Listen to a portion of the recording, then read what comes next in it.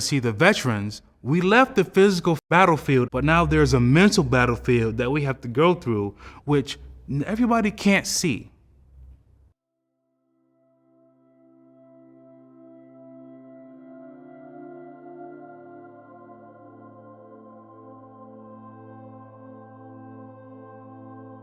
My girlfriend came to me and she said, "David, I hope you're okay."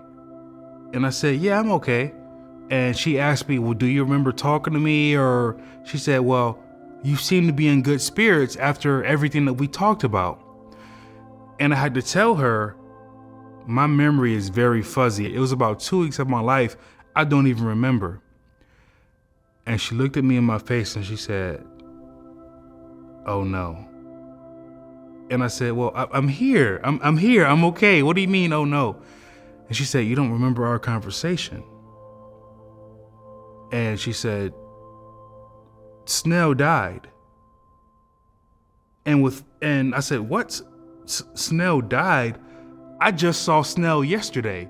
And this is me not having a sense of time, because I went from Iraq to Germany to America and what I thought was 3 days, not knowing it was a period of 2 weeks, and I had multiple conversations with different people. She said, "No, you were shot on June 17th and Snell was shot and killed on June 18th. And I said, "Well, what is today's date?" And she told me the date, and I said, this cannot be real. And at that moment, I was hit with survivor's guilt, because Eric Snell was my roommate, not only in Iraq, but he was my roommate at Fort Carson. We called him the OG of the group. It was about 6 of us, and he was older than all of us, and he looked over all of us, made sure that we didn't get into any trouble. And hearing that I lost him, that he had died and he had children, I developed this scenario in my mind that the sniper thought that he shot me and killed me, but somehow I survived. And he shot me the very next day, but this time he didn't shoot to wound, he shot to kill. Because me and Snell, we were both African Americans, and there weren't too many African American cavalry scouts in my unit. He didn't shoot to wound, but he shot to kill and killed my best friend. And that was my survivor's guilt. And that's what the beginning of PTSD was for me. I spent 3 years in a unit called the Warrior Transition Unit at Fort Carson, Colorado. This unit made the New York Times for how bad it was. And it was a unit that a lot of injured soldiers came to. I don't think that the United States Army was ready for the amount of soldiers that were injured to come back to the United States. I spent about 2.5 years in that unit, and I moved back to Rochester, New York in 2010 in the summer. I wanted that camaraderie that I had in the military. I wanted the respect that I had in the military. I wanted to feel like I was somebody in the military, because I left the military as Sergeant Kendrick. But when I came back home, I was just David. To my family, I was just Junior. And Junior didn't get any respect. David didn't get any respect. And to make things worse, in 2009, my unit, the 361st Cavalry Regiment, was ambushed in Afghanistan, and I lost 2 more of my friends. So that was survivor's guilt on top of survivor's guilt. And I wanted a way out of life. I didn't want to be here anymore. I had a hard time being a civilian when the Army was my way out of Rochester. And here I was again, right back in Rochester. I was 23 years old, permanently disabled, living on and off the streets, and in a program for veterans who didn't know what they wanted to do with their life. So I found myself often pretending like I was okay with my family, my friends, and all I had was pictures of me on active duty.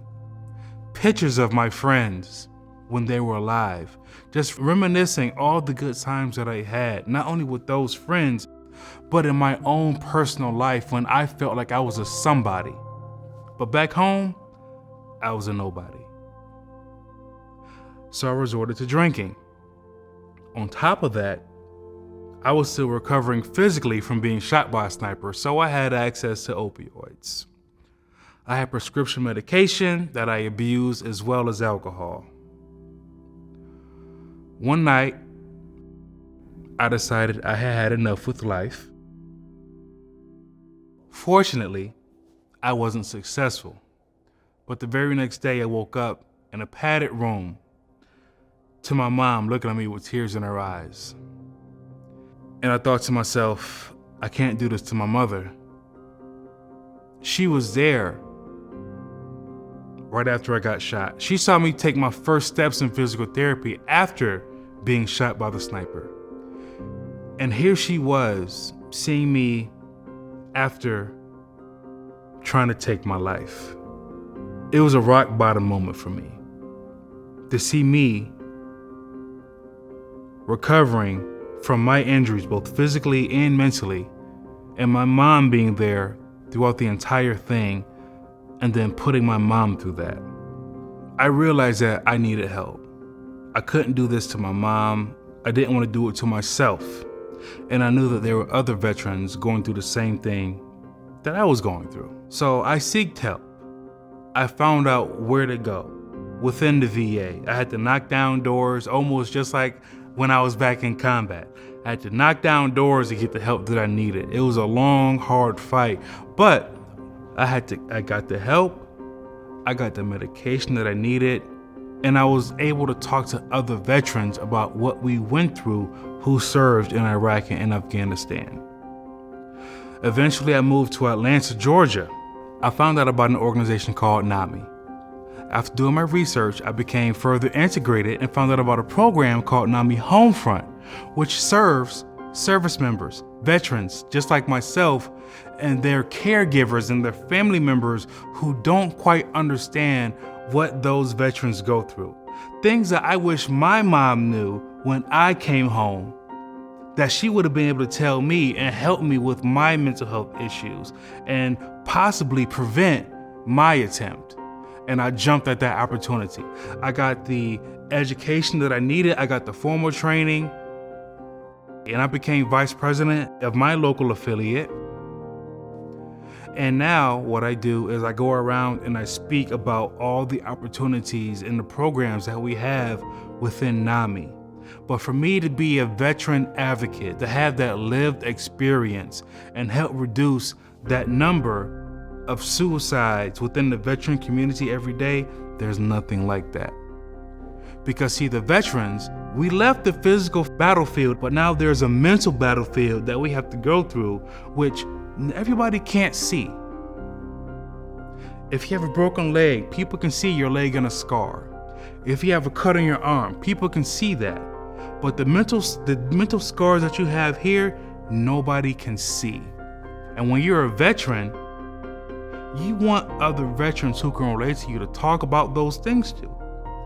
And who better than me, a combat veteran that served during the height of the war in Iraq, was shot by a sniper, had my own attempts to be that peer counselor for other veterans and their caregivers, and let them know that you can overcome everything you're going through, especially if you came back from whatever era of war you served in. You served, now let me serve you in my role within NAMI. NAMI means recovery, sacrifice, selfless service. For me, never leaving a fallen comrade on the physical or mental battlefield.